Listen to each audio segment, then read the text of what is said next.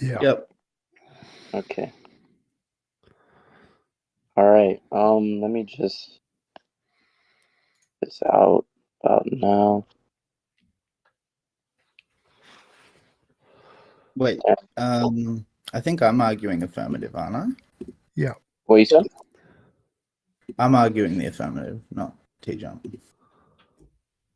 Okay, that it's not true. I'm arguing the affirmative that it is true. Also, my name starts with a 1. That's why you wouldn't have been able to tag me. Oh, okay. There you go. Yes. Oh yeah, and then TJump said it isn't. So, TJump, you're recording, right? Yep. Okay, everything's all set. All right. I guess you guys could begin.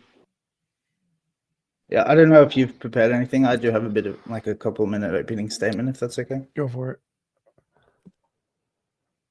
it. Though the motion is quite vague, I appreciate that it leaves us a lot of latitude as to what issues we might explore. You probably don't know much about me, but I always prefer sincere dialogue to juvenile jostling. What I'm looking for today is an insightful conversation, not to win. And in fact, I do not really expect to win because I've set myself a relatively difficult task. I'm defending the truth of religion, despite the fact that I myself am an avowed atheist and have been all my life. In addition, I typically deploy a critical perspective towards dogmatic institutions. Yet I cannot abide by the notion that religion is just so much ado about nothing. The reverence religions have commanded throughout the ages is evidence that whatever is contained within these sacred texts has proven deeply meaningful to a vast number of people. Some adherents even feel that their religious tradition encodes some of the deepest truths of being. Can this really be dismissed as mere fancy, or might we be duty-bound to investigate such things more solemnly? The view which I will be defending today is that although religions are obviously not simply true, neither are they simply false. Religions instead contain secret insights into the nature of reality, but these pieces of gold are mixed with so many common stones in a river of voices that echo the original stories. Yet, the river of voices tends to drown out the originals, and through the passage of time, the true meaning of the tradition's founding insights is gradually forgotten as it passes down the line in the game of broken telephone. This problem is compounded by the fact that even before other voices begin to drown out the original, the prophet himself had to translate his mystical revelations into language which his fellow man would be able to understand. In so doing, he commits himself to teaching them how to live and how to worship the transcendent, and as he gains influence, the ego gains power, and our prophet begins to tailor his teachings to the circumstances which confront him in life. So he builds his blindness into his message, and this corrupts the teaching more than his followers ever could. In spite of this, those original fragments of truth can still be discerned by those who have eyes to see. Religion is not simply false, and although it is not simply or literally true, it contains truths which are more profound than literal language is apt to express.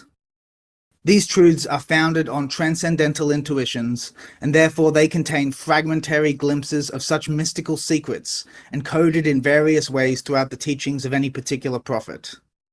In addition to this, the stories of the prophets encode significant moral, psychological, and sociological maxims or truths, which help us to live our lives more effectively. In this way also they are true, in the sense of there being effective philosophies of life.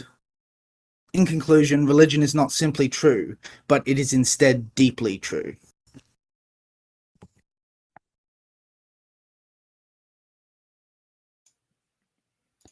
That's it? Yep. All right. So the topic is religion true? Truth is that which corresponds to reality, and none of the religions correspond to reality. Therefore, no religions are not true. Well, does correspondence to reality require like one-to-one literal? Yeah, surely. I would offer some of there's various ways that we use the term truth. It's actually quite a versatile term. And there are a number of conditions under which we're willing to call something true. One of them is it's founded on truth. Another one is that it contains truth or fragments thereof. Another one is that it communicates a true or useful message or meaning. And the fourth one, which seems to be the one that you're more leaning towards, is that it's free of falsehood, as in completely free of falsehood, as in 100% isomorphically identical with reality or something. No. So by truth here, what we mean is, do the people who hold the ideology to which we are discussing, how do they use the word? When they say religion is true, what do they mean by that sentence? So if Christians say religion is true, that means there's literally a God, there's literally a heaven, there's literally a Jesus. That doesn't mean everything in the Bible needs to be I think literally true. it means a number of things. Like, they don't just mean that certain tenets of the faith are literally true, although they mean that also. They also mean some of the other things that I said, that it's founded on truth in the sense of quote unquote divine revelation, right? That it contains like fragments of transcendental insights into the nature of reality, right? And that it contains like useful moral intuitions or rules, or however you might think of them, that help us to figure out how to live in the world. No, essentially no one uses those terms. So if you go up to any church, any religious institution and go ask them, is religion true? And they say, yes, religion is true. And then you ask them, by true, do you mean it has some useful principles? Or do you mean that the God actually exists ontologically and actually created the universe? And you ask them, so if God didn't exist and he just contains useful principles, would you still call it true? Almost universally, they're going to say, no, that doesn't count as true. That's not true at all. Well, they're definitely going to make the distinction between what they were saying before, which is that it's true in both ways, right? And in the hypothetical, if it were only true in one way, surely like that warrants a shift in how you're qualifying how true is it, for instance. No. They right? would all say the second case, the case that the God does not exist, but it has useful principles, their religion would be false. They would say that is false, not true. It's not true. Like pretty much any church, go to any church, you can just ask them, if your Yes. God does not exist, but it still has useful principles, is your religion true? Yes. They're like, no, it's not. Oh yeah, I mean, I agree with you, but like, are you talking to a simpleton religious believer, or are you talking to me? Because like, yes, it may indeed be true that like in the absence of the commitment to literal truth, the many average believers wouldn't consider it reasonable to continue identifying with their religion. Well, that's Yeah. the topic. So like when you choose a topic of Well, no, debate, yeah, sorry. My point is that like I think we can both agree that it's obviously not literally true. So then my question is, okay, if not literally true, is there a sense in which it can be considered true? I think that would be a more interesting conversation. well, so just to clarify, in the topic of a debate, the title is used with the most commonly used meanings of those Oh yeah, I terms. agree. So Yes, given the but most if commonly, that's the just thing is, one sec. Mhm. Let me finish first. So given the most commonly used meanings of is religion true by the majority of people who believe in religion, we would both agree, no, it's 100% false. Like there is no God Yes, there. and if you'd like, And then of course, and so if you'd just like to debate and then we can and, shift to the second conversation, which is there some other sense of true that we can talk about? That's fine. But just well, I think that's perfectly salient as to the original question. Yeah. no, it's not. It's And absolutely like, not. Absolutely 100% no. I think it is. So the It original seems like question it for seems any debate, it this is seems just a rule of debate, you must use the yeah. most commonly used language interpretation of the sentence for the title. So the Yes. only Another rational rule of interpretation, debate, no, the of only course. rational Another rule interpretation of of debate. one sec, stop talking for a second. The only rational interpretation of that sentence by everyone on the planet who's religious, which makes up like a large percentage of the population, is their God exists. That's the only Okay. rational interpretation of that sentence. Now you can say there's some Jordan Peterson kind of other truthiness to it if you want, and that's fine too, but it's not a rational interpretation for a debate title. For a debate title, you have to use the most commonly used definition. Now, if you don't want to do that, that's fine. We can move to the second topic, but this is just yeah. state that Well, as a I think fact. another important principle of debate is charity. So I already explained I'm an atheist. I tend to be critical of religious institutions.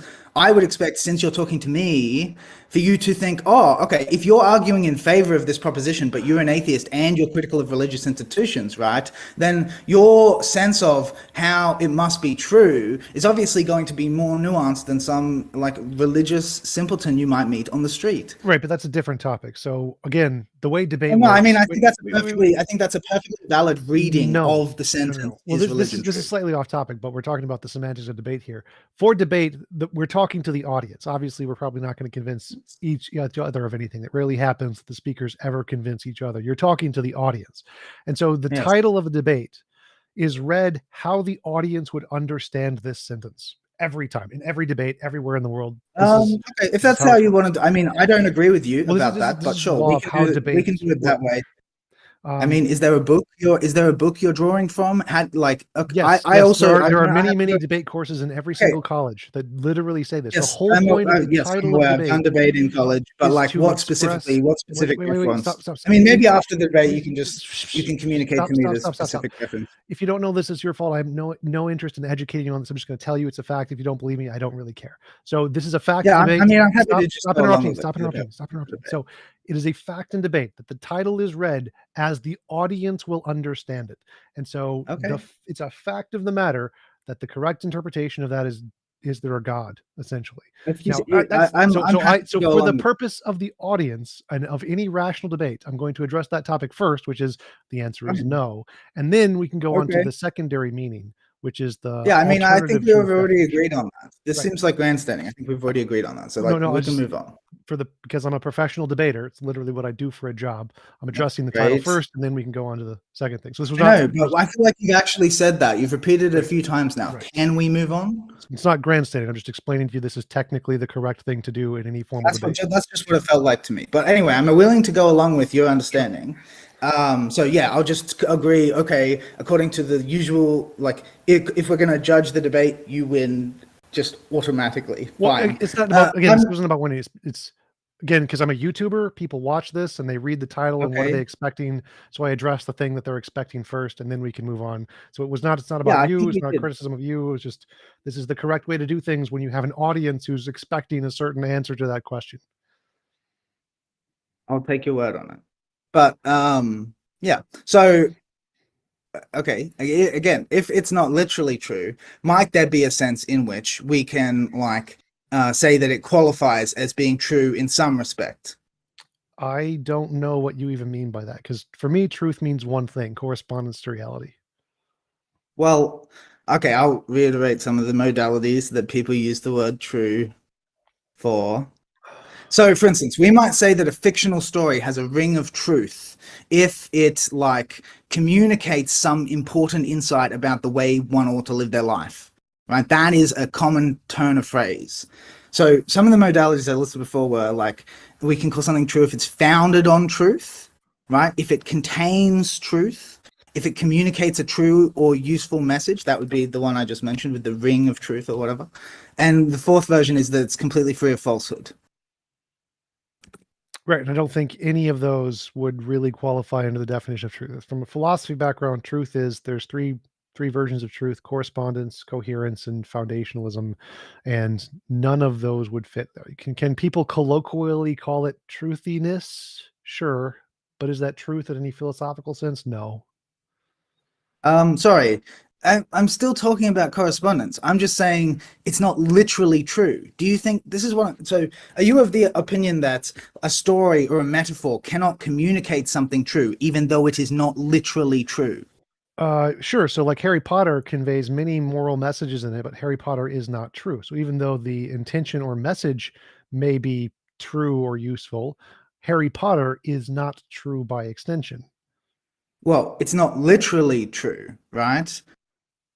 And Harry Potter is an interesting example because it's not clear what the moral messages exactly are. But there's tons of moral messages, like friendship, helping, challenging authority. There's tons of moral messages in Harry Potter. Yeah, I think it's quite liberal to read those as moral messages, but sure. So you're saying you don't think that containing truth like can ever suffice to saying that something is true? Right, because like you can have Harry Potter, like Harry Potter, or no, I mean, let's take Spider-Man. New York City exists. It is true that New York City exists. Okay. And in Spider-Man, it describes New York City. So there's a true fact, whether it's a moral fact or a fact of the universe, and it's a true fact. Does that by extension mean you can then say the story as a whole is true? No, clearly not. You could never say Spider-Man is true because New York City is true. And the same thing would apply to moral principles. Even if there's a perfectly good moral principle in Spider-Man, you couldn't by extension therefore say Spider-Man is true. Yes, not simply, obviously, right? But is it true in a way? Well, what isn't true in a way? 2 plus 2 equals 5. Well, no, that's true in a way too. Taxi cab math, that's true in a way as well. I don't know what that is. It's a alternative way of doing math. It doesn't follow the same structure. Like, there's non-standard logics, pair consistent logics, A does not equal A logics. Not the point. Yeah. The point is I there's don't know there's that- nothing. The only thing that you can say is not true in a sense is literal nothingness. That's about it. Everything else is going to be true Right, in a yeah. sense.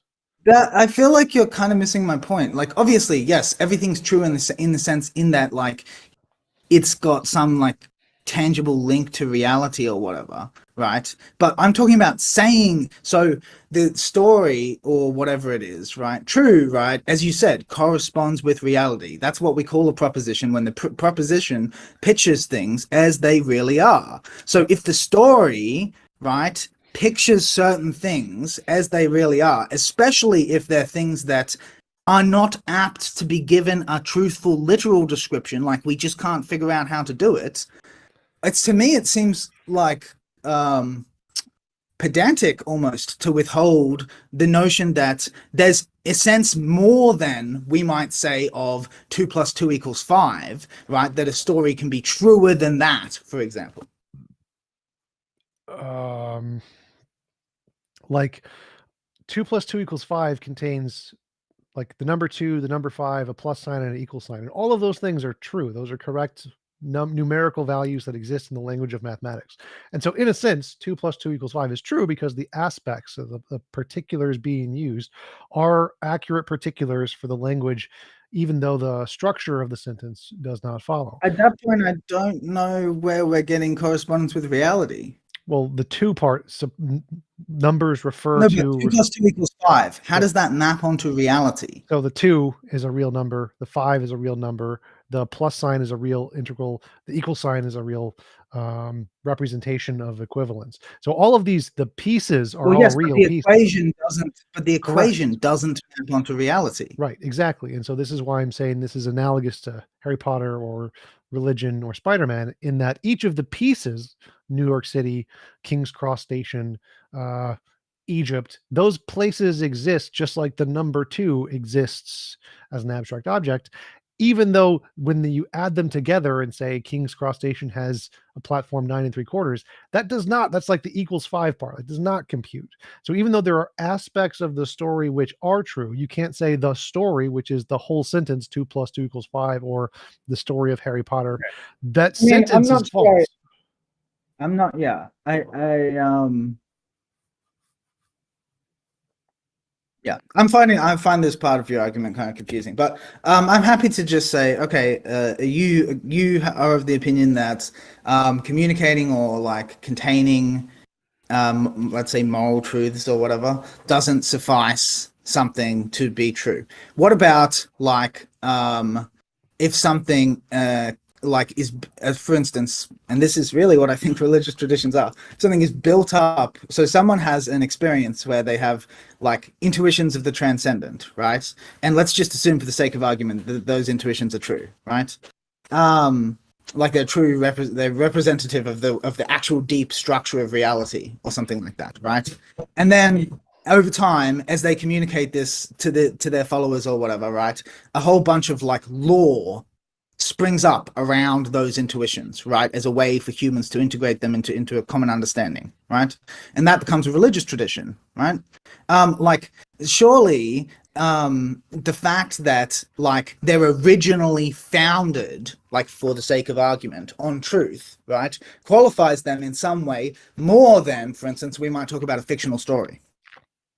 So, for instance, and the analogy here would be a true story, right? Like a fictional story based on true events or something like this.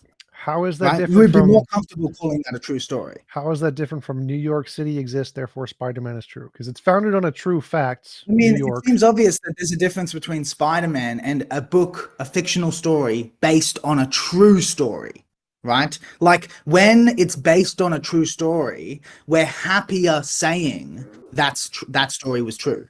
That's actually a Spider-Man true story. is based on a true story. Like What? all of No, like it's not. Spider-Man, yes, the origin of Spider-Man as a story was based off of the author's experience of being saved by a guy who was a normal human guy, and then he Bro, expanded that into like an actual superhero, just like the that's not what story I'm of talking about, though. Hercules and the story of Zeus and the story of Thor. These were like Hercules historically is most likely I a don't real think guy. most people would be comfortable agreeing that the fact that he had some experience of someone being heroic is that doesn't suffice to say Spider-Man was based on that. Spider-Man is like a fantastical creation.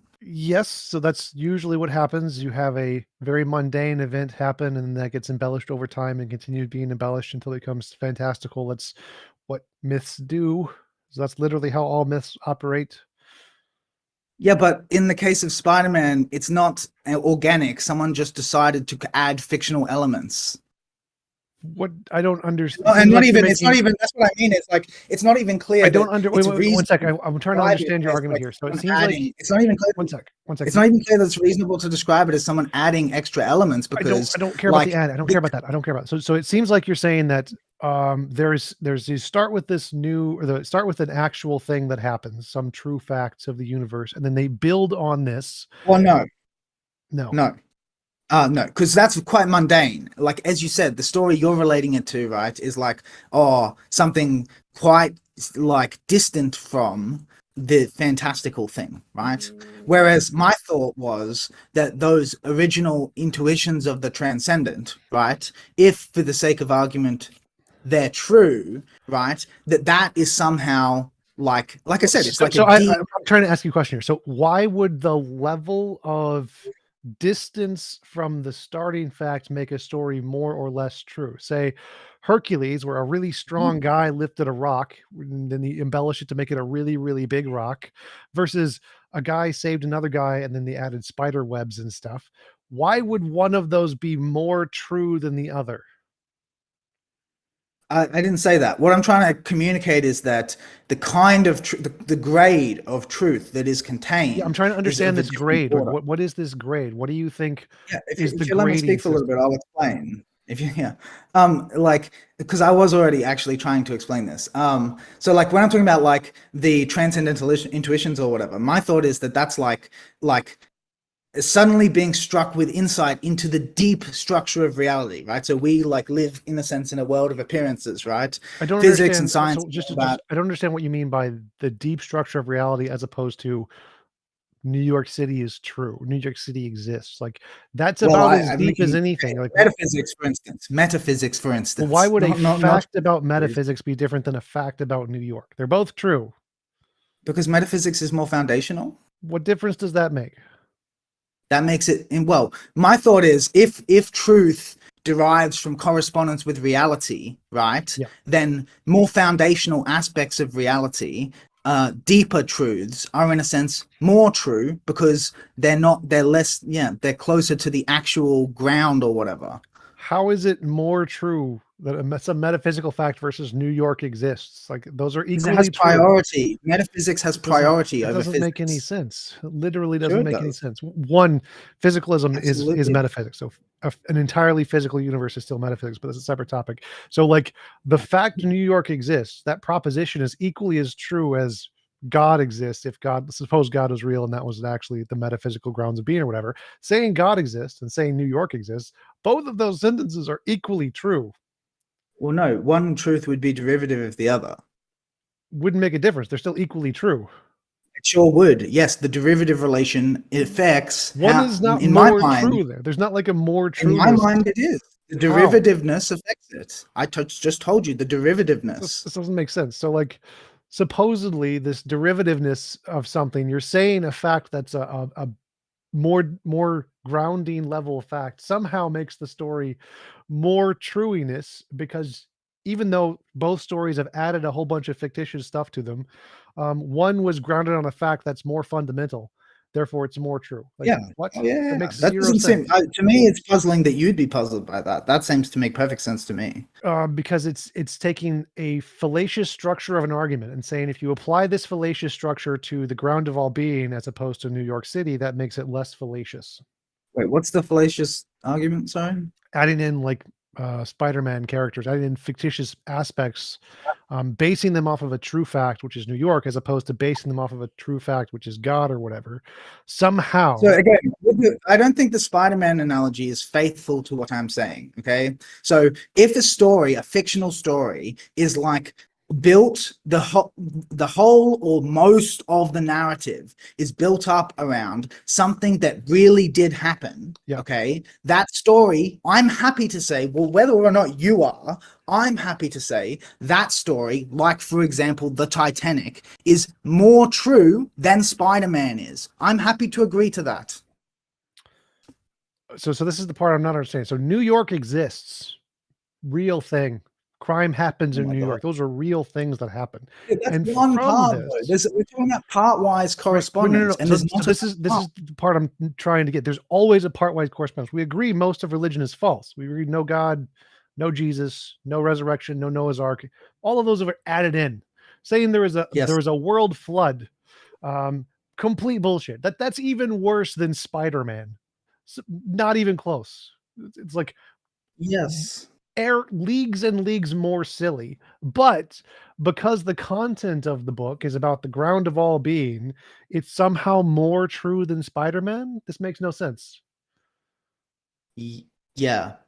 So it seems to me just obvious that like metaphysical facts transcend physical facts. Physical facts being derivative of them, right? They're true only in virtue of the metaphysical. I don't see why this is relevant at all. I don't agree. I mean, physicalism is a kind of metaphysics, but it doesn't make a difference. I don't see why you think the hierarchy of things matter. So, like, if I say, um, let's say, my uncle Bob picked up the greatest rock in the world, like clearly bullshit. No, he didn't. That's dumb. He's not the strongest man. But if I say, the president of the United States picked up the greatest rock in the world, equally as bullshit. Doesn't matter the level of the person, or Let like, me try and, because I don't, to me it seems clear, but I'll try and spell it out to you. Okay, so like when you talk about truth to you is correspondence, okay, I'm on board with that, my friend. I agree. Okay, my thought is, okay, correspondence is correspondence with like things as they are, existence as such, whatever that is, the thing as such, right? And it seems clear to me that like there are degrees of abstraction away from the thing as such, right? Like as you get more layers of complexity, even just in physics, right? You get further away from just existence. It's more and more, right? So my thought is like, and where as we think of as physics as like the most foundational like science field of science that we have, right? My thought is that the further down you go, the closer you get to the object as such, the more true your representations can be. so. All right, so let's use the physics example. Let's say I see protons banging into one another and say, "Oh, protons banging into one another. I'm going to build a story off of this." And I build this story. It's about, I don't know, Bob and Joe were the protons and they have little lives and they speak to one another. Complete bullshit. We're just going to add this into the story. And I take it, and there's a biochemist. He's like, you know what? I like these chemicals, astatine and guanine. And I'm going to make some stories about these guys. They're named Bob and Joe. And we got these two Bobs and Joes. And one's at physics and one's at chemistry. Is one more true than the other? Suppose they have all identical facts, essentially, No. that correspond to reality equally as well, essentially. But one's just about physics and one's about chemistry. Okay, so that if we're asking like, because there's a sense in which the story like encodes observations of natural phenomena, right? Yeah. Yeah. The two So, chemicals hit each other and the two protons hit each other, and those are the facts that happened in reality. yes, yeah, and the physical facts are more fundamental and, in a sense, more true, yes, than the chemical facts. Yes, That doesn't make any sense. I think it does though, because like chemical facts, again, they're derivative. Chemistry arrives like it arises out of the aggregation of physical interactions. Yeah. Seems like this is a Yeah. composition division fallacy, I guess. Like, So the truth, no, the truth of chemistry depends on the truth of physics. sort of. I mean, not really, but even if that was the case, it wouldn't make a difference. Like saying a proton and another proton hit each other, and saying a billion protons and another billion protons hit each other. It's the same set of facts. Yeah. So, and the where it diverges, like from the analogy you're trying to draw, is that what the story, like in the religious intuitions or whatever, that's not merely encoding observational information, right? Instead, it's like form coming up with a formula for like, I guess, like one of the deep principles of existence or something like that. So, for instance, one of these deep principles. And by the way, the one of the reasons I was happy to talk about like religion in general is I'm kind of fond of like perennialism. I don't know if you've heard of that, or like universalism, something like that. Perennial, Do you like know what that something that is? happens every 12, 10 years or something?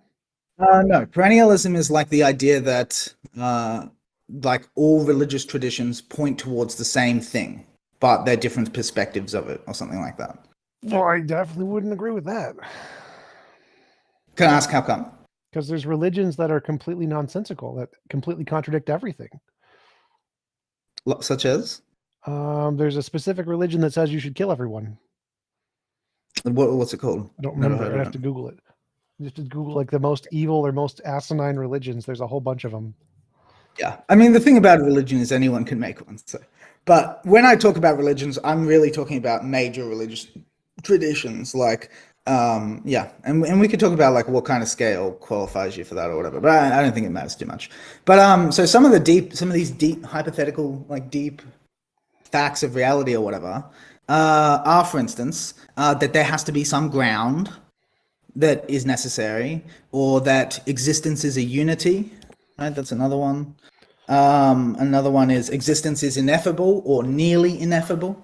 Something like, so the thing as such, like inscrutable, which is something echoed in philosophy actually. And another one of them is often that harmony is a central aspect of reality. Right? I don't think any of those are true, but what's the point of this? You don't agree any of those are true. No.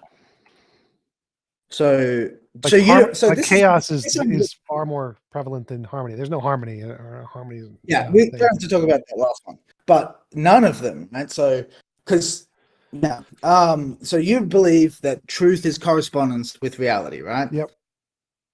But reality is something we only have indirect access to, right? No. How so? I think therefore I have direct access to reality. You have direct access to experience. Experience is like your body conjecturing what's going on in reality. No, experience literally exists in reality, so I also have direct Well, experience yes, in it reality. exists in reality, but Right. experience is like something conjectured by your brain. Well, no, again, so there's one thing in absolute reality that I can know, I have access to. I exist. That isn't just a Yes, that conjecture, exists. and that's Of real course, reality. That's absolute reality knowledge stuff. yes, but what you receive through your experiences, right? You're not your experience mediates between you and the world. You experience. Right. So the things in the external world I can't be sure about, but that's not what I'm saying. I'm saying I know I Okay, good. exist. That's what I was looking for. Okay, so you think that there is a thing as such, an external world, right? And you also agree you can't be sure about those things, right? Sure. Okay. So do you think that we could ever be sure about it? Yes. How? I don't know. There could be a new form of evidence that is metaphysical evidence that could give us absolute certainty about it. I don't know what it would be like, but it's possible. There's no logical contradiction. Okay, so you don't have any sort of sketch. You're just speculating that it could be possible. Yeah. Okay. So all right, I can see maybe you might not. I mean, the thing about like the ineffability of being or whatever, that's something that Kant believes, for instance, right? And not just Kant. There's a whole tradition of philosophers who believe that the thing as such is ineffable. Yeah, there's a lot of philosophers who believe a lot of silly things. That's not evidence of anything. Okay. I mean, it's not clear to me exactly what's so silly about that, but sure. Okay, so what about existence is fundamentally a unity? You don't have some kind of pre-theoretical commitment to that notion? No, absolutely not. Like the one in the many could be many things. I mean, yeah, but you assume, for instance, that like I'm guessing if you were to hop in a spaceship and head somewhere else in the universe, that physics would continue to behave the same. Do you not? No, like that's actually been proven false. Like, You don't make that assumption. no one makes that assumption. In fact, we That know is that's remarkable. false. So like we know gravity used to be different in the early universe. It used to be repulsive. We know that in That's not what I'm hypothetically. asking. I'm asking about if you went somewhere else Yeah. in the universe now. Right. So I was using, because space and time, same thing, space time field. Obviously, what do you? So So like in your time, point if is there's at that any point in time, the laws of physics operated differently. That means they could also operate differently at a different location somewhere in space too. So if gravity was repulsive at the early universe, and we know that, then it could be the case it's repulsive somewhere else in the universe if we go there. even though that doesn't match any of our observations. It does match our observation. So again, we know No, it it was doesn't. repulsive. According to our observations, physics, what our observations match up with our physical predictions, even in far, far away from us. I don't think you're understanding. So we know for a fact, Guth's early universe inflation, gravity was repulsive. We know here is a point where it was repulsive. And so do we see anything like that currently with our current telescopes? No. Do we know a point where it was in the universe? Yes. Yes, we do. So is it possible to be that way in other locations? Yes. Yes, it is. Yes. How do you think that the laws of physics can change? How do you think that can happen? How? Because the quantum fields that govern them can fluctuate in different ways that can cause them to shift. And do those quantum fields change? Like, is there a Yeah. point where we reach something? Yes, no, I know they have fluctuations, but what I'm asking is, does the actual nature of how the fluctuations work, does that change? Could. I don't know. Could, of course. Is there you don't think that there's some ground where things don't change? No. Like just okay, but you think so? I'm just trying to pin the down consensus in physics is randomness is an actual fundamental force in nature. Okay, yes, but that doesn't actually like explain to me because again, so quantum physics, right? It's like quantum physics doesn't explain itself. It doesn't like justify its own existence, right? I don't even know what that means. It means that we rely on physical laws to explain not only the behavior of objects, but how they have manifested themselves in the world, right? I have no idea how that relates to the previous sentence. Because the inference is that as you appeal to more fundamental principles, right, to explain change in your other principles, right, that like at a certain point, the principles have to be that way for some reason. No. Then so just to be clear, either there's only really two options. Either there's an explanatory gap in your worldview, or you think that an infinite regression is plausible. Well, there's actually three options, but brute facts are actually one of the main leading views. Brute facts is a fact that's true with no explanation. That's yes. So those are perfectly fine. That's one of the consensus leading views. Infinite regress is another one, and that's perfectly fine too. It's certainly not perfectly fine. It doesn't make any sense at all. It's the consensus in physics. Whether it makes sense to you makes no difference. There's an infinite regression? Yeah. That there's an infinite regression? Yep. I don't think so. Where do you get this consensus from? Fundamental Attitudes of Quantum Mechanics by Schlosshauser. That's a poll of physicists about the different potential explanations of everything. Many worlds, multiverse, string theory, the infinite regression ones are the consensus. Sorry, you just listed a whole bunch. You're saying of all of the various models. The ones I listed are all infinite regression. So many worlds, infinite regression. Multiverse, infinite Not regression. Necessarily. No. Necessarily. The most held views of these are infinite regression models. All of them. There are beginning models. They are the minority. Sean Carroll literally talks about this, that you can have models that have a beginning and then that divert in time in two directions, and that's fine too. They're very minority models. The infinite regression models are the consensus. There is no problem with infinite regression.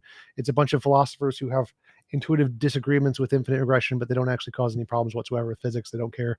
Infinite regression is the consensus right now of the majority of the views about origin of the universe. Yeah, I would appreciate it if you could drop the link for that or whatever, because I find that very a snapshot of foundational attitudes toward quantum mechanics by Schlosshauser. Yeah. Although brute facts are obviously, as you said, an available position, like in my mind, you have to have a good reason why something should count as a brute fact. Because in theory, you could just, that's essentially a catch-all way to get out of explaining anything. You could just appeal to anything as a brute. Well, it's not meant as an explanation. It's a philosophical No, possibility. of course it's not meant as an explanation. It's meant as an abdication of the responsibility to Well, explain. no, there's no philosophical difference between a brute fact, a necessary being, and an infinite regression. They're all equivalent. It's a Grippus trilemma. There's That's not not like, necessarily true.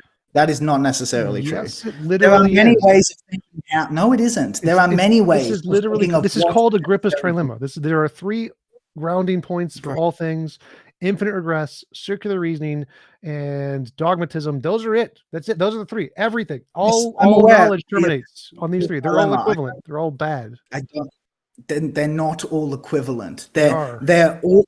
They're not. They are. In fact, yes. No, they're not. The whole point of calling it a trilemma is that they're mutually exclusive. Yes, they're all equally as bad. Yes. So they're No, all mutually not exclusive. I necessarily. agree. They're different options. They're all bad. Just because no one has yet produced a salient explanation of how one of the 3 could make sense does not mean they're all equivalently bad. You're just speaking out of your depth here. Like, I don't know what to tell you. Okay, so if no one currently has an epistemic reason why one is not as garbage as the other, then currently, given our current knowledge, they're all equally as garbage. I think that's a silly thing to say, but if you'd like to commit your reputation to it, fine. There's no reputation here. It's like, hey, each one has found foundational errors, and people are trying to solve them by like combining them, like found herentism. I don't really like it, but it's okay, whatever. It just combines the 2 problems. Each one has a fundamental fallacy built into it, which is, I forget what they are. One of them is arbitrariness. I think that's the foundationalism one. One of them circularity, which is obviously the circular one, and I forget what the big problem with the infinite regress one is, but they all have problems, major problems. Yes, they all have problems, but one of them will probably have solutions, though. I don't, I mean, they could all have solutions. I don't know about that, but currently they're all equally as bad. None of them provide a compelling answer to anything. Yeah.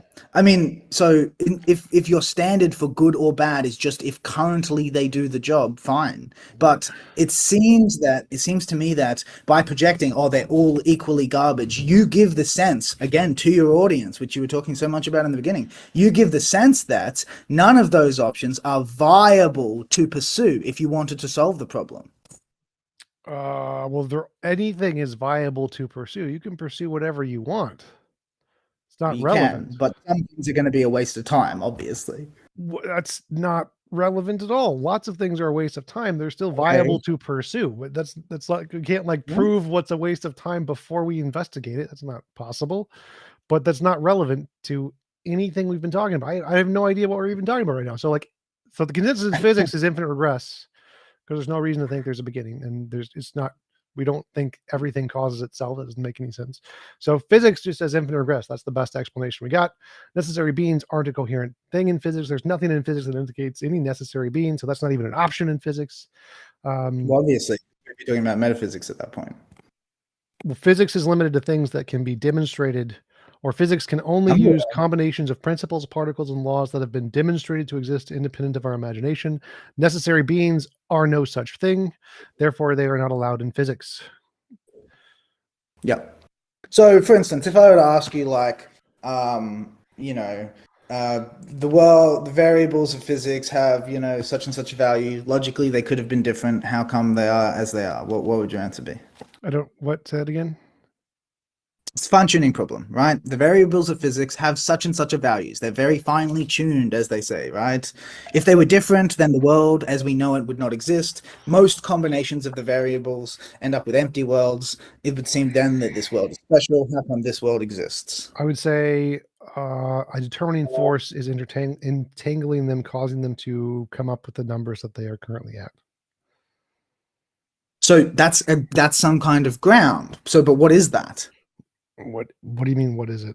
It's a force. What is the entangling force? Yeah, can you give me some more details on that? Well, I can call it Bob if you want. Call it the Bob force. Like what else? What are you looking for? Is that what you would like to call it?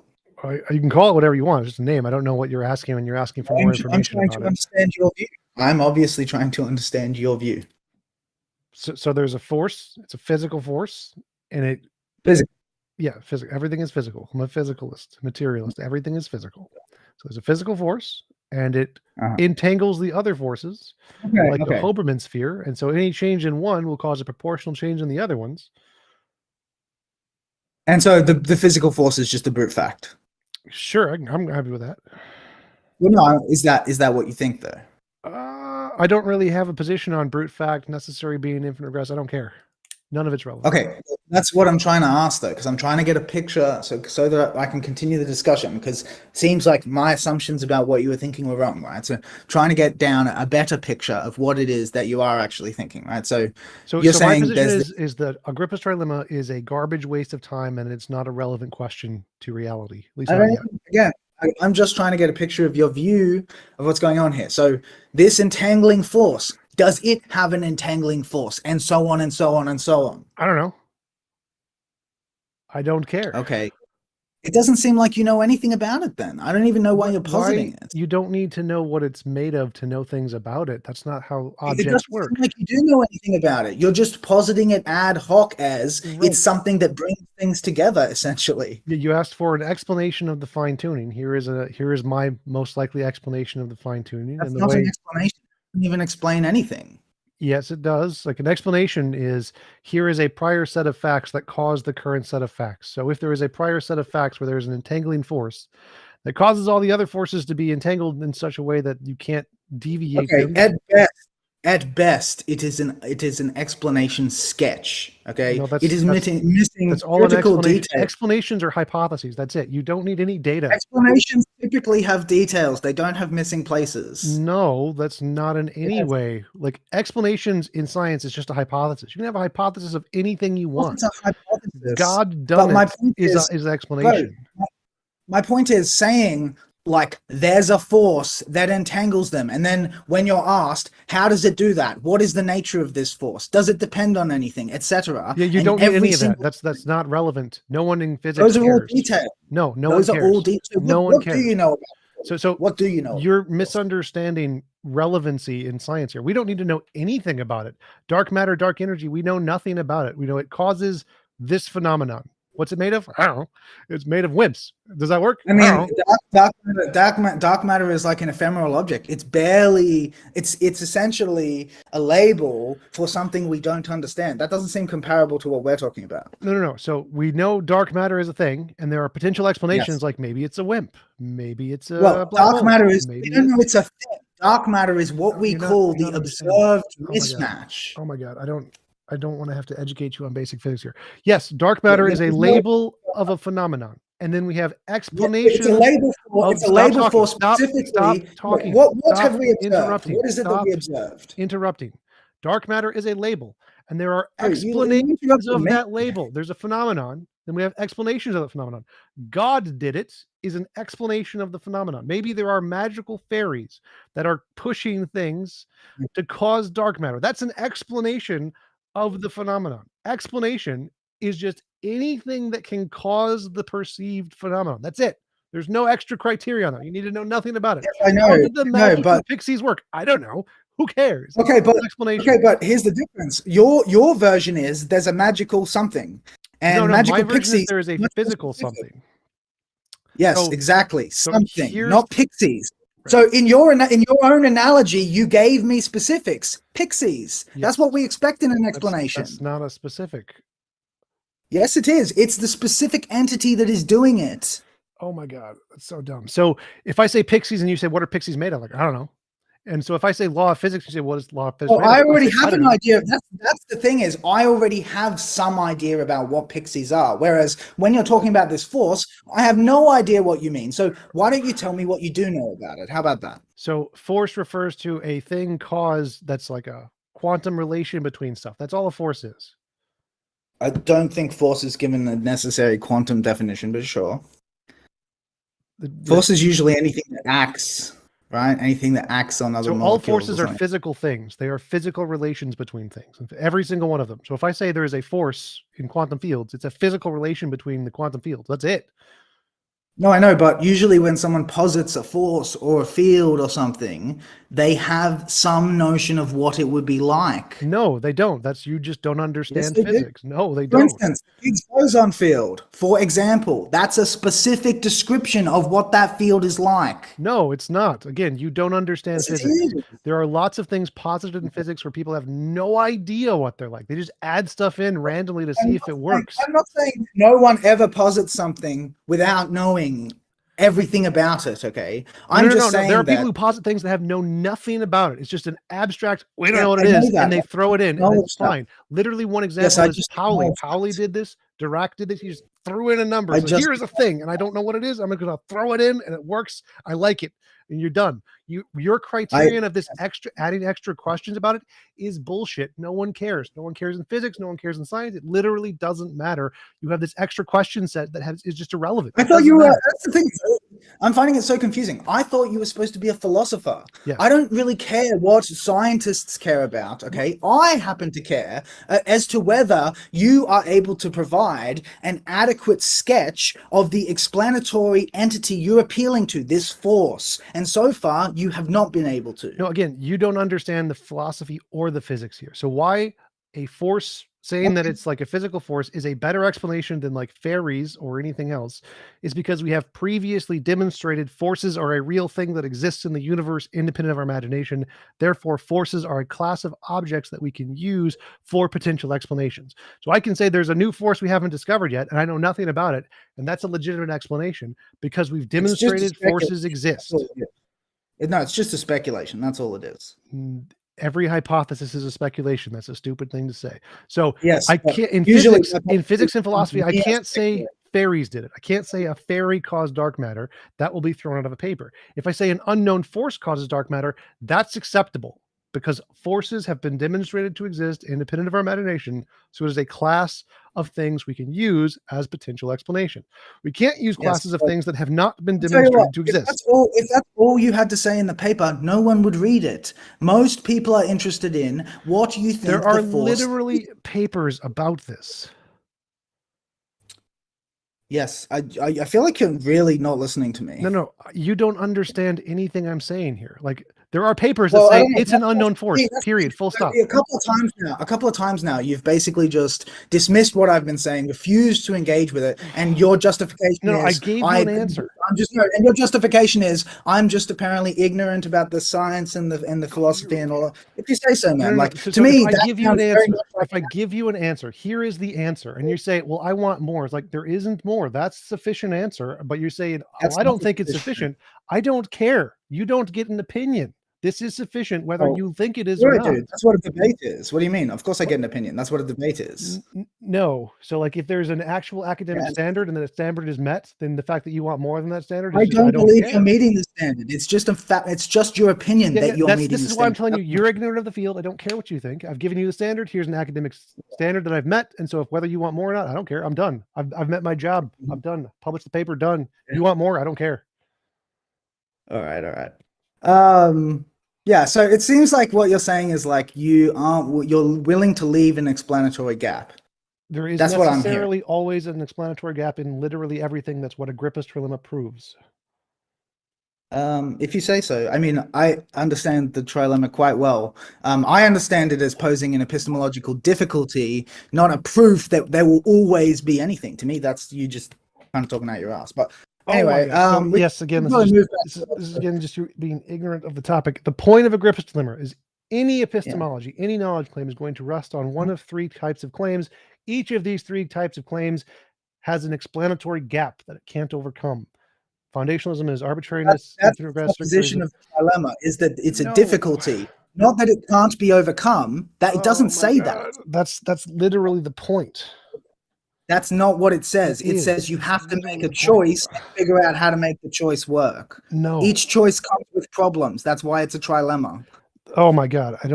Each choice comes with problems. That's the explanatory gap. Those problems are the explanatory gap. No, and every single there's no necessary proof in the trilemma that those are insoluble.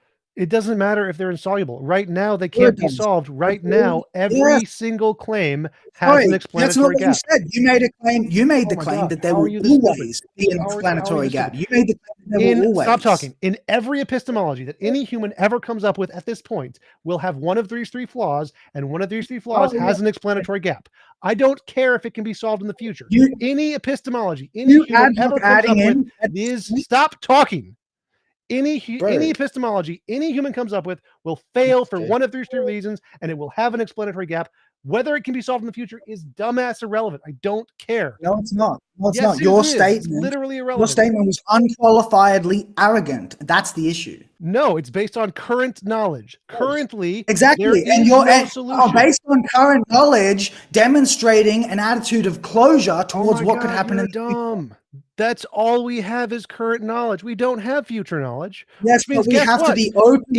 We have to be, as an epistemologist, you Okay, have to be stop. open to the fact All right, that in the future things might. Muting you on my end so I don't have to listen to you speak anymore. So you're a dumbass. We'll start with that because it's fun. Secondly, it doesn't make a difference what we can or cannot learn in the future. I don't care. It's a waste of my time. What matters is with all of the knowledge, all human knowledge we have today, it's going to rest on the three problems. Each one has an explanatory gap, which means guess what? All worldviews have an explanatory gap. All human worldviews, in every single one of them, every idea, every human idea has an explanatory gap. So your dumbass criticism that mine has an explanatory gap because I have like a brute fact of nature or whatever isn't a criticism. It's a nothing. Guess what? They all have that. I don't care. This is why your dumbass criticism is not relevant to anything in the conversation. I don't care if there's an explanatory gap. They all have an explanatory gap. And until you solve the mysteries of the universe, they will all have an explanatory gap. So saying mine does isn't a relevant criticism. Moron. Still have you muted. About a recording is that anyone who is interested in this can go back and listen and see for themselves. All right, I'm just going to mute him. I'm done with the debate. It's been about an hour. Anything else from the mods?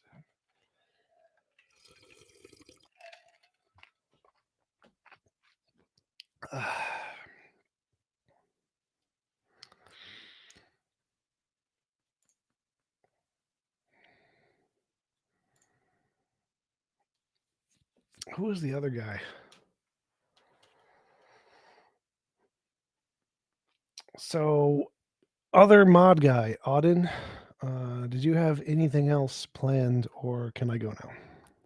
Were you gonna do like an audience Q&A or something? What you say? Do we have anything else planned? Are we gonna do an audience Q&A or something? Yeah, we can have an audience Q&A. Are you guys done with the debate? Yeah, I'm done talking to him. It's too dumb. Okay, so whoever has questions, I guess you guys could, ask. Oh, Simo has a question. Oh shit! Yeah, I got my shit, bro. Y'all can hear me? Yep. Okay. Well, this is for Insinq. So how do you think you did this debate? Like, how do you think you fared up against Mr. TJump? I guess it depends on what you mean. Like, as to the question, is religion true? Like, I didn't think I was going to necessarily win that at all. As far as the disagreements that the digressions took us into, honestly, like, just I'm not trying to be rude or anything, but honestly, in the last 20 minutes or so, I felt it was like 80% sophistry, and I think I held my own really quite well against that. Prior to that, I think it was. I feel like TJump won a lot of the points because the debate's kind of like not defined in my favor. So, but apart from Okay, who else from the crowd would like to come up and ask a question?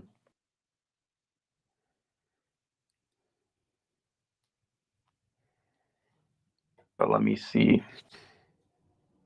Okay, back to the basics. Let me see. Oh, look, wait, the kid 1125 would like to ask a question. Hold up. Hello, can you hear me? Yep. This is a question for TJump. TJump. So I know you do like a lot of IRL debating. Will you ever do like a Naruto debate? I guess I probably wouldn't be very good at it. Mm-hmm. But I do That's anything fine. with That's paid, so you pay me, I'll do it. oh shit. Okay, bet. All right, that's all I really wanted to know. Okay. That the kid. I'm gonna drag up somebody named Back to the Basics. Go back to the basics. What would you like I to just have say? a question. I have a question for Insinq. Like when you call people mud huts and not hard R, what were your thoughts on that? Like especially racist white. Like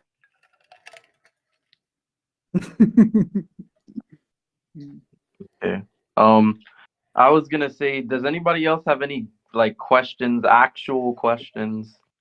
Like no. Yeah, I got a question. Okay. What's your This question? one's for Insync.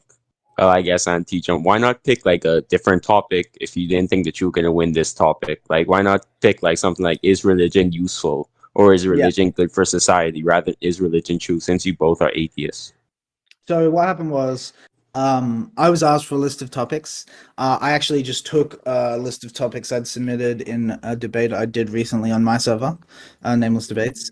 So I just copy pasted that and added some. So I'd originally like outlined the topics for that, and then TJump selected two of a list of like more than a dozen and sent those back to me, but he actually adjusted the wording of one of the options. So it was originally determinism versus free will. That's what I was willing to debate in favor of either side. And he wanted to debate in favor of determinism, but he changed the wording to libertarian free will. And I wasn't intending on arguing for libertarian free will. So it felt like my only option really was to just go with the one the only other one of the two that he'd chosen. That's crazy. That shouldn't even been an option in the first place, to be honest. But yeah, I'm thinking that's my question. I didn't mind. I thought it was a pretty fun, yeah, pretty fun. Okay, so Jester would like to ask a question. And then Jester, would you like to put on your mic? Yeah, this question is for TJump. TJump right here. No. Okay, for sure. Is Darth Arianis easily one of the stupidest people you've ever debated, or nah? No, I don't think he's stupid. I mean, the stupidest people would probably be like Mr. Batman. He'd be up there. Mango would be up there. But I don't think Darth Arianis is stupid. I think that What about D1? I don't even know who that is, but I think Darth Arianis' problem is that he's too focused on the complicated semantics of philosophy without trying to break it down into simple terms, which makes his arguments pretty gibberish. And so he can't express the argument he's trying to make well or coherently. All right, thank you. This is a question for me, TJump. I was gonna ask, do you recall ever debating a person called Spurred King? And if you did, what would you rank their debate skill on a scale of 1 to 10? Don't remember at all. Okay. Any other questions for either? Or oh yeah, TJump. There's this guy named Apollo who considers himself the best debater of all time. Would you ever consider debating him? Taking him on? If anybody pays me, I'll do any debate on any topic. I don't care. Okay. Next question. Well, just back to the Spur King thing. The debate was about moral realism, and he's the same guy who asked you to prove that he could feel whether or not like you could feel you were fat. Do you remember that? Nope. I have done hundreds of debates on moral realism, so it does not in any way ring a bell. And it also sounds like the average Discord debate, which I do like every Sunday, so it's really does not narrow it down very much. Okay. Let's see. Somebody has a question okay, Spiral has a question. Yeah, hello. TJump, can you hear me? Yep. When you was facing your opponent, did you believe that you had more knowledge in like quantum physics and physics in general? Generally I do than most average people. I don't know anything about Insinq or anything, so I have no idea. All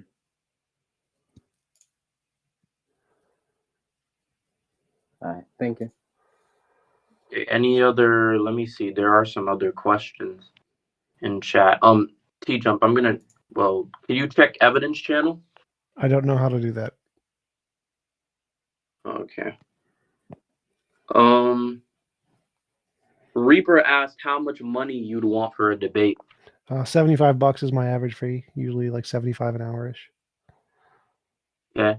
Ken Rock asked, how would he get a hold of Dawkins for a debate? Darth Dawkins. I think he's on Clubhouse now, so I haven't seen him in any Discord servers in a while, so you'd probably have to go to Clubhouse. Okay.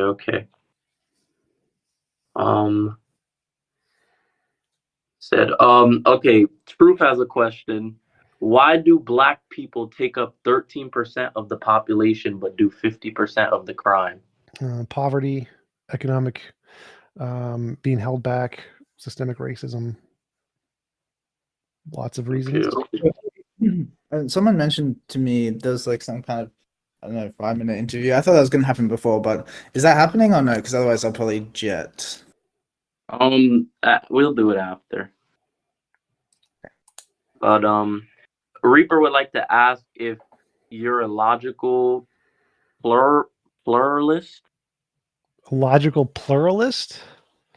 Like Yeah. that there's multiple forms of logic? Yeah. I think there's one correct form of logic. Okay. What is there any other questions you guys have? I'm gonna say okay, somebody else has a question, they're typing it out. But I was gonna say, okay, so I guess I will. Can you check messages, TJump, to see the thing I was talking about? What? Your I don't DMs, use Discord that much. the Spur King guy. Okay, Kai J asked, why did both debaters become atheists and how did they come away from religion? What would they say to their younger selves about the subject? So I became an atheist. I started off as Christian and I prayed to God every day because I believed there was no powerful, loving being, didn't do anything. So I stopped being able to believe. Then I didn't become an atheist until like 4 or 5 years later when I started researching philosophy and got the arguments in. So that would be my answer, I guess. What would I say to my younger self? I'd probably tell myself about poop donation. Greatest job ever. Pays like $2 to $4 grand a month and you just donate your poop. Amazing. I don't know what else. Sugar daddy websites, amazing, phenomenal. Lottery numbers for sure. Who would win the Super Bowl? Those would be things I would most likely tell myself. Okay. The kid would like to ask in chat, what are your thoughts on people who debate, who just appeal to possibility and don't actually take an affirmative stance? It would depend on the debate because like possibility is a perfectly valid argument for like Bayesian epistemology, like when you're trying to say this is more probable than the other one. So I don't know. It would depend on specifically the context of whatever argument they were trying Fictional to make. debates. What? Oh, you mean like Naruto and stuff? Yeah, like things that require evidence to justify your claims most of the time. Evidence is good. I'm not sure what the question is then. Like what in a debate, like a fictional debate where it things like possibilities are kind of like irrelevant when you present probability. How do you feel about people who rather just present possibilities rather than taking an affirmative stance? Well, again, that is an affirmative stance. So like if you're claiming like a necessary being is a being that exists in all possible worlds. And so if you're talking about possible world semantics and you're saying that there is one possible world where there is no God, that is a perfectly valid argument to debunk a necessary being. So possibility is perfectly fine if you're using it in the right context. But if the question is like, it's possibly we're in the matrix or something, therefore there is no external world, and they're saying hyper skepticism arguments, then no, those aren't very good arguments. Okay. The best center asked, how would you respond to a constant regression of someone calling arguments into question? That would be fine. I would, because my epistemology rests on I think therefore I am. So That would be, if they tried that on me like a precept does, I'm going to rest on the case that it's impossible for me to believe I exist and be wrong, which is a termination of the infinite regression. They can't question that anymore, because if they do, they look stupid. Okay. Spiral asked, how long would it take you to obtain the knowledge, or how long would it take him to obtain the knowledge you have on physics? And how old are you? And if you don't mind, disclosing the information, then please share. I'm 34. I have no idea. Like, depends on how much reading and how good he is at reading and retaining information. I don't know. Okay. Any other questions? Insinq, a question for you from Ember. Isn't Darth Dawkins in your server regularly? Yeah, he actually is. Just so everyone knows. Okay. Okay, seriously though, like one or two more questions, because this is boring. Okay. Reaper asked, what's the best method to learn philosophy? Look at the distinction. So the most significant contributions for philosophy has made to any relevant conversation is the distinctions that many philosophers have instituted. So like 101 Insinq mentioned was the noumenal phenomenal distinction by Kant. That's a really good one. Analytic synthetic distinction, a priori posteriori distinction, manifest for scientific image. Those are all really good distinctions. All the different kinds of, I have a list of them on my Discord in the suggested reading of about 50 of the different distinctions philosophers have made. Those are pretty good. So like the sense reference distinction, the Isaac Asimov has a 3 distinction, but they're all like a sentence long. The Aunsbau, I forget the German for it, but it's a kind of empiricism distinction. Saying versus showing distinction. There's all the distinctions. The distinctions are the most concise way to gain clear knowledge from philosophy that isn't a useless waste of time. Don't read Hegel. Okay. Question from Synthetic. Who is the best debater you've debated? Kind of depends.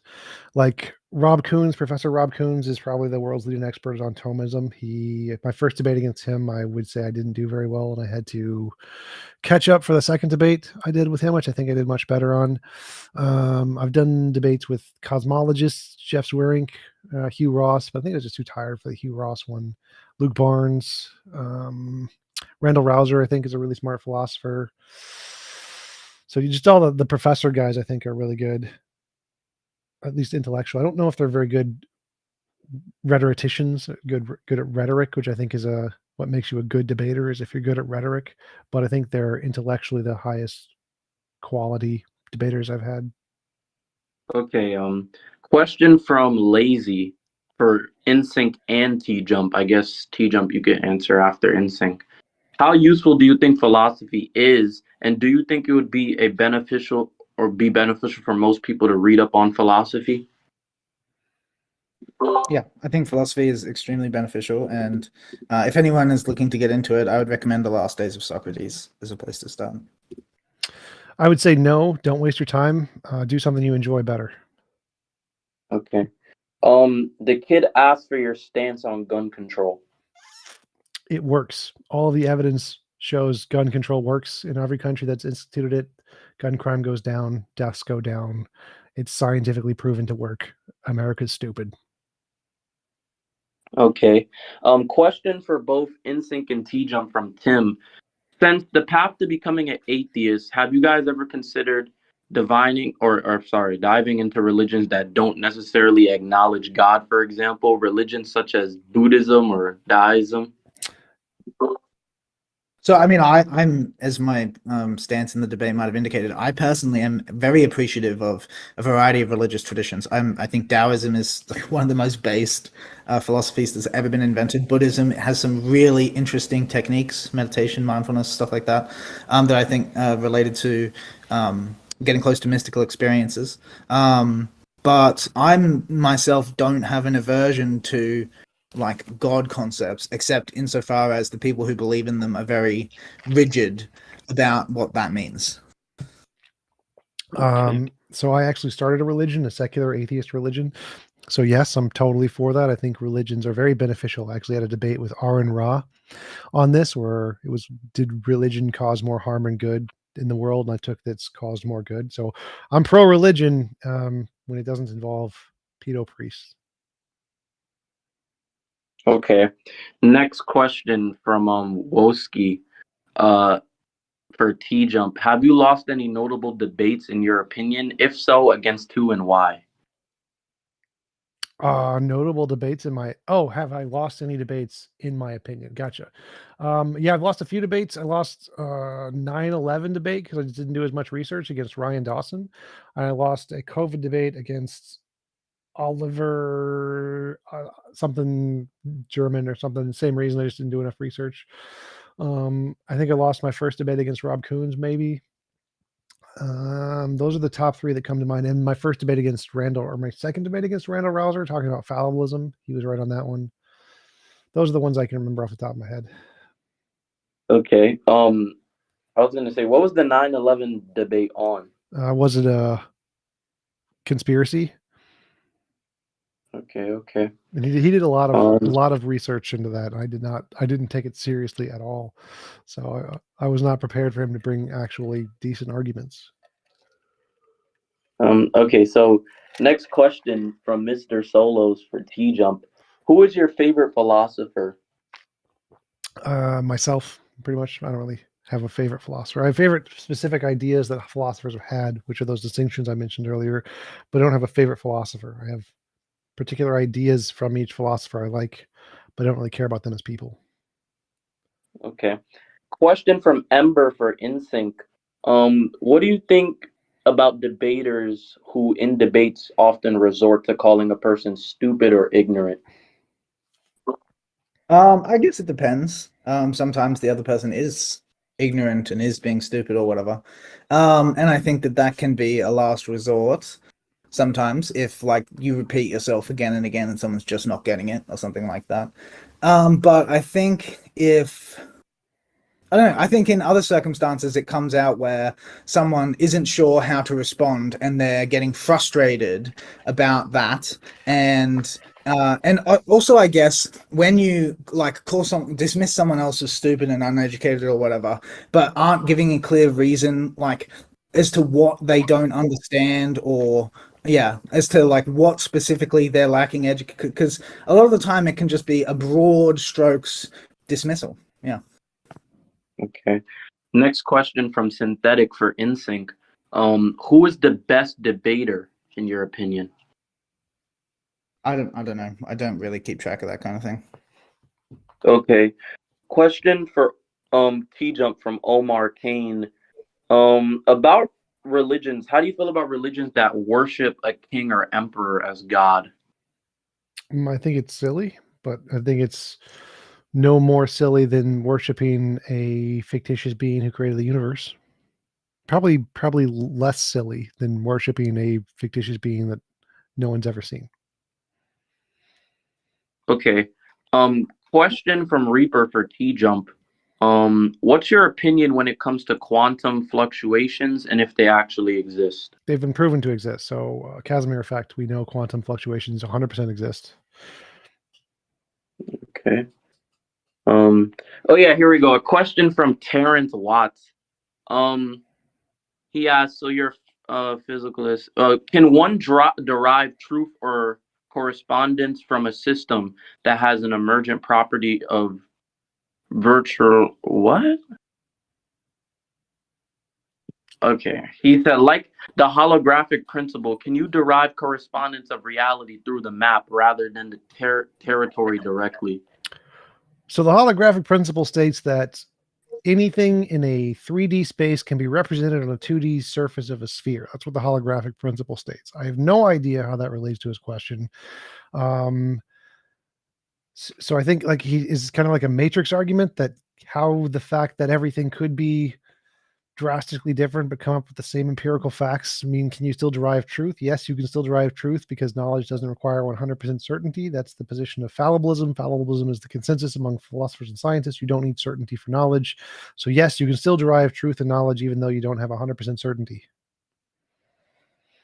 Okay. Question from Mr. Solos. Who is your favorite Instagram model It's a tough one. for TJump? That's a tough one.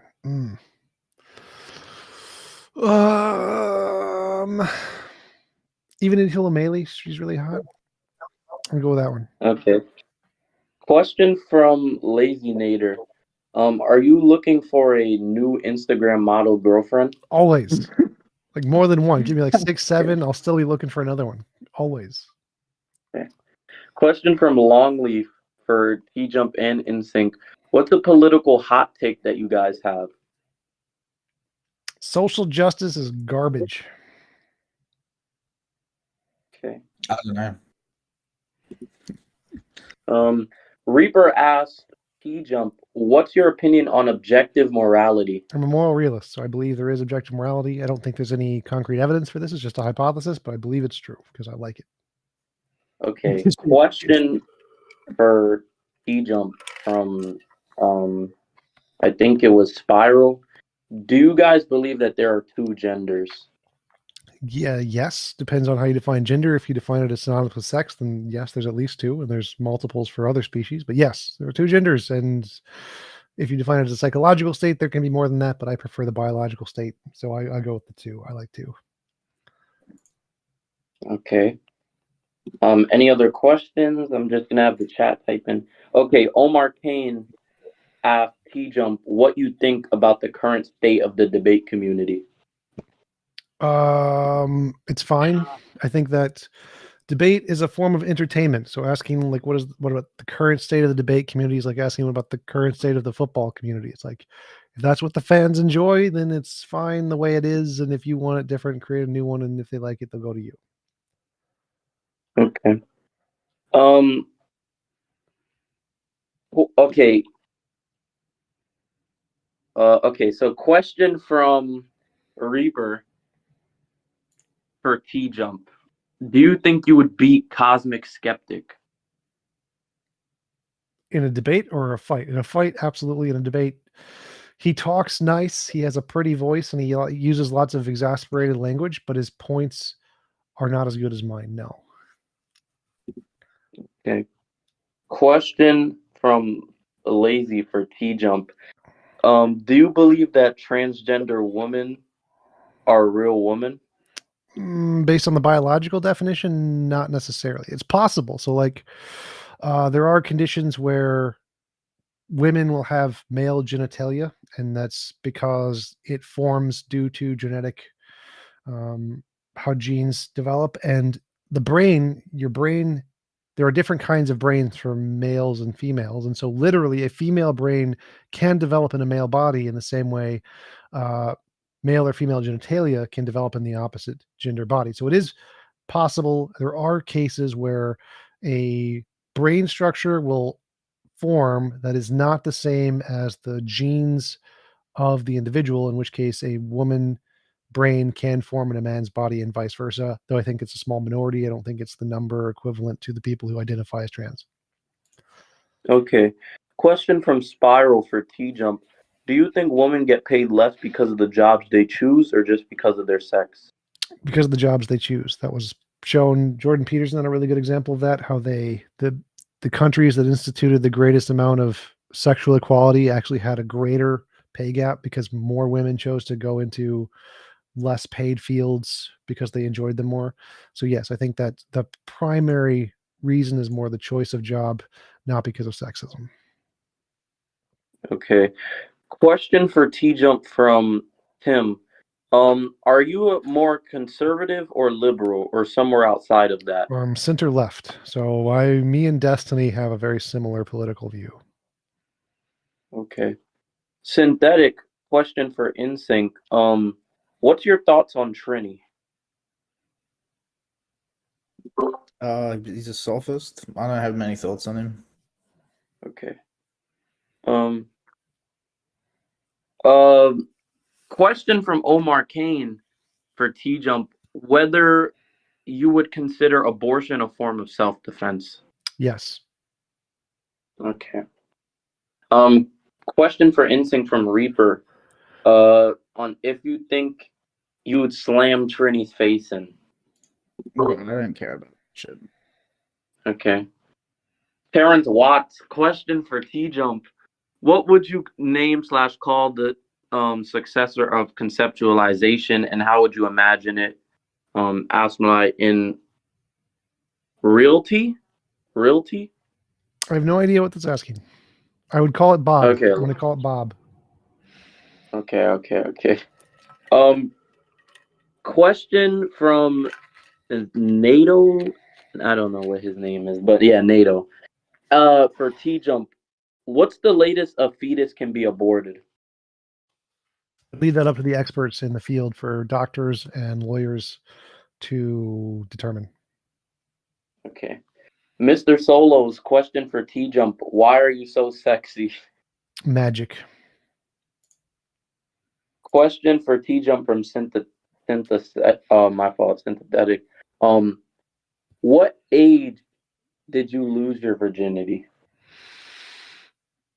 I don't remember. Okay. Question from Reaper. What's your positions on business mail as a debater? Who? Business mail. Do you know who that is? Nope. Oh, business email. My fault. I still, Why'd you type it in one word? Anyway, business email. Sorry. Business email. I still don't understand the question. Is that a person? Yeah. Still have no idea who that is. Okay, question from Spiral for Insinq and TJump. Do you guys support the LGBTQ community? As people, yes, they're humans. They deserve the same rights as any human. I don't think we should give them more rights than other humans. I don't really care about the LGBTQ issues. Okay. Question for TJump from Lazy Nader. Are you currently in a relationship or are you single? I'm in a relationship, like a friends with benefits kind of thing, not like a girlfriend or an exclusive thing. Okay. Question from Tamaki for TJump. Who is the best female debater that you know? Gutset Gibbon. Okay.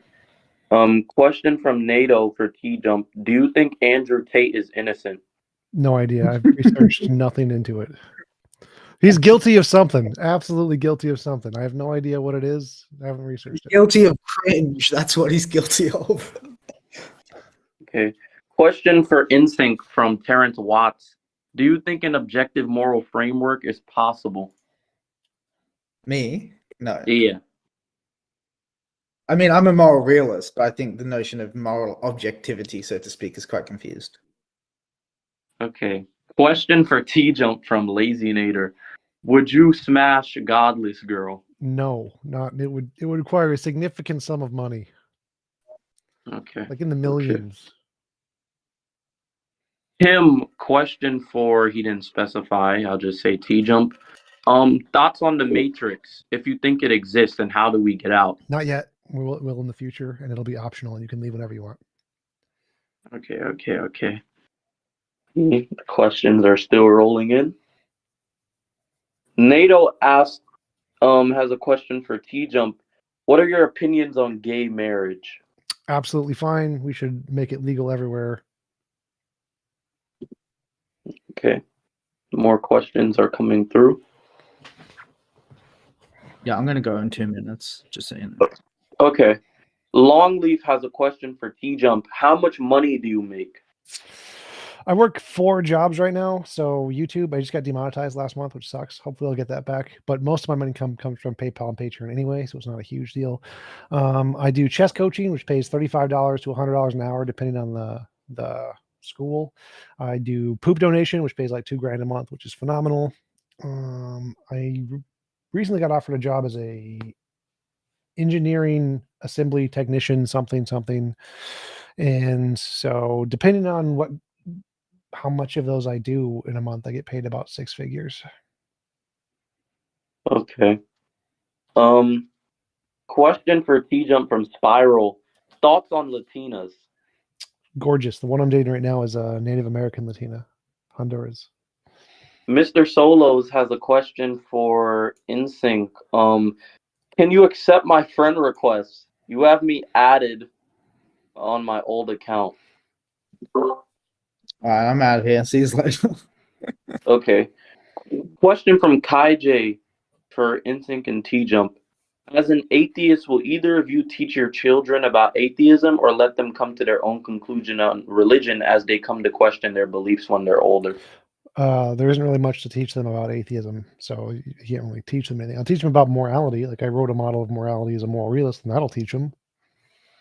Okay. Question for TJump from Woski. Where would you say is the best place to meet a woman? Depends what your goals are. Okay. Wow, these are a lot of questions are coming through. So No question more questions, please. for TJump from Reaper. What's your sexuality? Straight heterosexual. Okay. Question from Tanwin to TJump. How do you feel about Insinq saying the N-word as a white man? So I'm a free speech, like hardcore free speeches, so I don't really have an issue with saying the N-word. I think that it's not good that people can be banned for saying words on the internet. Okay. Question from Spiral for TJump. What is your ELO in chess? 2000. Okay. Longleaf has a question for TJump. How do you donate poop? So, well, first you take your pants off, and you sit, and then you poop, and it's in a bucket, and then you hand the bucket over to the people. It's great. You should Google it. Google poop donation locally near you. There's usually a couple places there. Okay. Question for TJump from Lazy Space. What do you think is the most important attribute to be a man? There isn't one. I don't care. It's not important to be a man. So Okay. Question from Omar Kane for TJump. Do you think automatic firearms should be banned for all citizens? I think that would be potentially beneficial for society. I think handguns are the things that we should probably focus on banning. Should ban handguns, but all firearms would be good to ban. I mean, we know it works. There are many countries that have done it, and so because it's been proven to work in the past, it's a good policy to implement in the future. And that's my standard or criterion: is that if it's been proven to work, then we should do it. Okay. Question for TJump from Terrence Watts. How do you think of thinking who you are to be who you are? What? That's his question. No, literally, that's his question. I'm going to guess this has to do with I think therefore I am. So the argument is it's impossible for me to have the belief I exist and be wrong. So I have a belief I exist, and the I just refers to the thing doing the thinking. So you have an experience, a direct experience. That's also a form of thought. So it's a thought in your brain. So it's impossible for you to have that experience and not exist at the same time. What you're made of, it doesn't say anything about. Okay. Question for TJump from Spiral. Do you believe you could have caught Light Yagami? I don't like. L in Death Note. Yeah. Yes, I would have a plan specifically to be yeah, it'd be easy to catch him actually. Yes. Okay. So all you'd have to do is cut his hands off, cut his legs off. I mean, if you kill him and no one else dies, you've caught him. He's done. Problem solved. So like the problem with those is that with the detectives, they're stuck with these moral guidelines. If you just had a dictator who just shoot everyone who's suspected, problem solved. You're done. You'd find him real fast. Okay. Question for TJump from Perfect. Do you think people should feel bad for committing justified immoral acts? Yes, sort of. So I think that they should acknowledge. I don't know if they should. I don't care what they feel. What they should acknowledge that it's immoral and do and atone for that immorality. Regardless of what they feel, they should recognize that it's immoral and try to atone for it if possible. Okay. Question for TJump from Synthetic. What are your thoughts on sperm donating as a hustle? It's great. It's harder to get accepted though. You need like a college education. You need to be very healthy. So the acceptance rate is it has a high bar of acceptance, whereas poop donation is a very low bar of acceptance. Anybody can get in as long as you're under 50 and under 35 BMI. Okay. Let me see. There's other questions. Let me just down. NATO has a question for you. Do you think the death penalty should be legal? I think a death penalty that was more efficient and reliable would be fine. The death penalty in America is garbage. So I think that there are justifiable means to institute a death penalty if it's been demonstrated to work. I don't think that the American one does. Okay. Question for TJump from Perfect. How do you not care about what they feel as you're appealing to their intuition as evidence? Intuition is the phenomenon. So morality, when we use the word morality, what we're referring to is a feeling we get when we see somebody punch a baby. We say, "Oh, that's bad," or when we see someone helping a lady, "Oh, that's good." That's what morality, fundamentally, the word refers to, is that set of phenomenon. Whatever morality is, there's going to be an answer. This is moral. This is immoral. And the fact of the matter will tell you that this is moral or immoral, independent of anything you feel. Whether you feel it makes no difference at all. That's what objective truth means. It's true, independent of anything anyone feels. And so when I'm talking about objective morality, it is objectively the case that this is immoral. What someone feels literally doesn't matter. Considering what people feel would literally make that a subjective consideration. So I can't, by definition, consider what they feel. When assessing what objective morality truly is. Question for TJump. Spiral asks, do you think Light Yagami's initial plan was morally correct?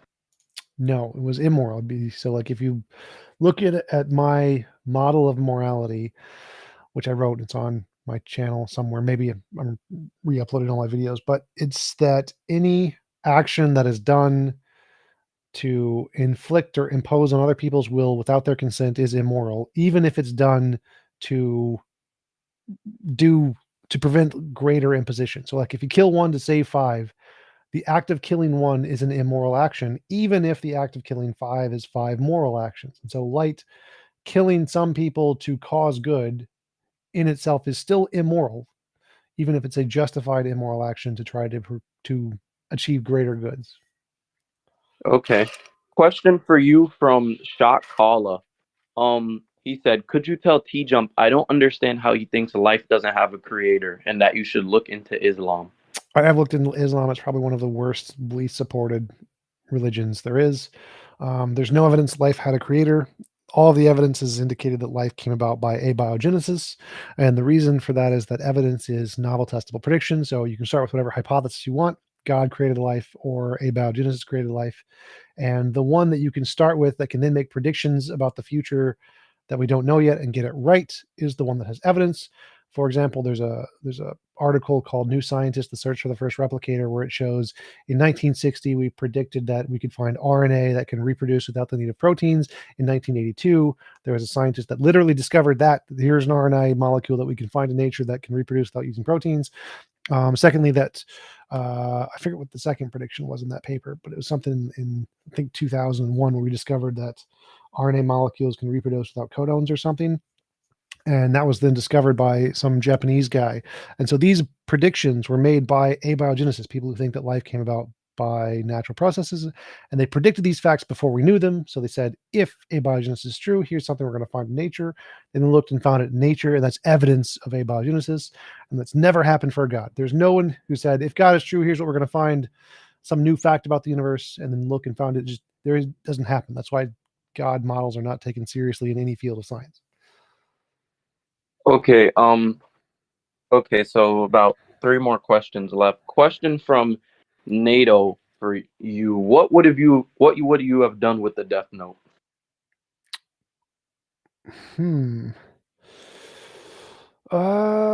Good question. What would I have done with it? I'd have to think about it. Like, there's a temptation to like eliminate dictators or whatever. But probably wouldn't have done anything with it. Probably would have found a way to cheat the system and kill the demons. That would have been interesting. Okay. Question, or actually follow up from Shock Caller. He said, "Tell TJump he has a right to his belief, but to please not disrespect my religion. It was unnecessary."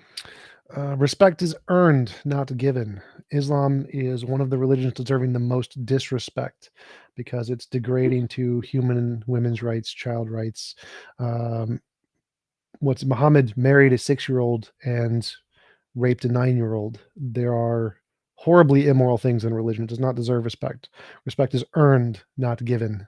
You have to earn my respect. I'm not going to give it to you. Okay. Question from Raw Rice. Do you think liking femboys is gay? Depends. Like if you look at someone and you think that they're a woman and you're attracted to them because they have female features, then no, because you're just mistaken, and being mistaken is not gay in any way. If you know that they are men and you're attracted to them because they are men, that would potentially be. Okay. Nell asked, "Do you prefer pineapple on pizza?" No, that's objectively immoral. You will burn in hell. Okay. Question for you from Terrence Watts. Is suicide a viable and moral choice to make since existence imposes on the will of entity? Yes. So if someone wants to end their life, it is moral to help them to end their life. Assisted suicide is a moral thing to do. As long as they're in a rational state of mind and they are mature enough to consent, then people should have the right to end their life whenever they see fit. So this is the last question, and this is the question from me. Would you ever judge like one of the inverse debates, like the Naruto debates, the fictional debates, if anybody ever called you If I'm to do paid, it? I'll do anything if I'm paid. Okay. All right. But with that being said, we can end the Q&A here. And thanks for showing up for FR 810. Yeah. Yep. All right. Thanks, guys. See you later.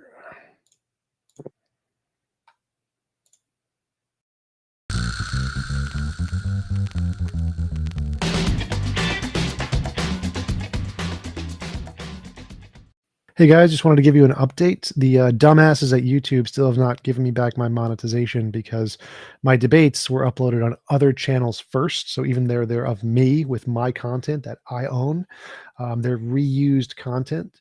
And under that policy, your entire channel gets demonetized if you're using reused content. So YouTube are dumbasses. Please support me here at my PayPal link, bit.ly/TomJump. It's case sensitive, so capital T, capital J.